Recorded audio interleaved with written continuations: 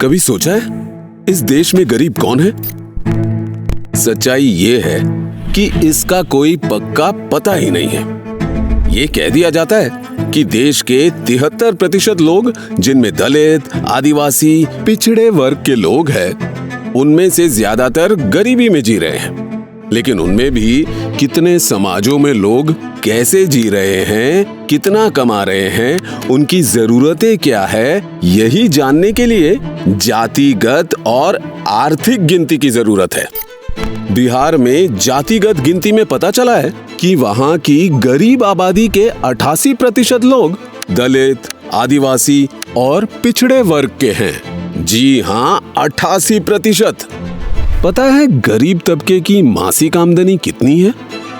6,000 रुपए से भी कम है। इसी आय में खाना, किराना, दवाई सब। सारे देश की आर्थिक और जातिगत गिनती हो तो लाखों दर्द भरी कहानियां मिलेगी। आज भी देश की 200 बड़ी कंपनियों की टॉप पोस्ट तक एक भी आदिवासी, दलित और पिछड़ा नहीं पहुंचा, जबकि 85% मजदूर पिछड़े वर्ग से हैं। गूगल सर्च कीजिए कि किसी बड़े मीडिया चैनल का सीईओ या मालिक दलित, पिछड़ा या आदिवासी है? कितने पिछड़े वर्ग के जज है? और गटर में बिना मास्क लगाए उतरने वाले वो सफाई कर्मचारी किस समाज के हैं? देश में आपको 2 हिंदुस्तान दिखेंगे, एक अरबपति वाला और एक गरीबों का हिंदुस्तान। जब तक अपने हक का पैसा उस आखिरी गरीब तक नहीं पहुंचेगा, इस देश में 2 हिंदुस्तान बने रहेंगे। पहला कदम होगा जाति जनगणना, उसके बाद आर्थिक सर्वे।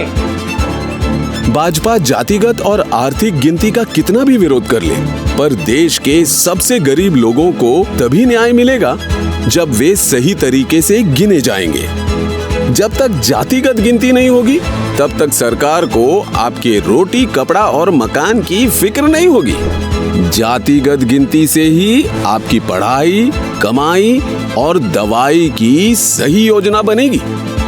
किसान, मजदूर और प्रवासी कामगारों, अल्पसंख्यकों की असली हालत पता चलेगी। आपके वर्ग की, समाज की समस्याओं की गिनती होगी, तभी उनका हल निकलेगा। सही आरक्षण मिलेगा, सही हिस्सेदारी मिलेगी, हक मिलेगा।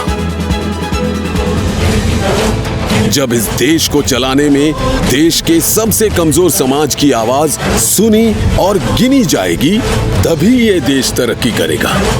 इसीलिए जातिगत गिनती के लिए आज ही बोलना होगा, जी खोल कर बोलना होगा, ताकि आपकी आने वाली पीढ़ियां आपकी ही तरह बिना गिनती, बिना हक के मुश्किल के अंधेरों में दम न तोड़ दें।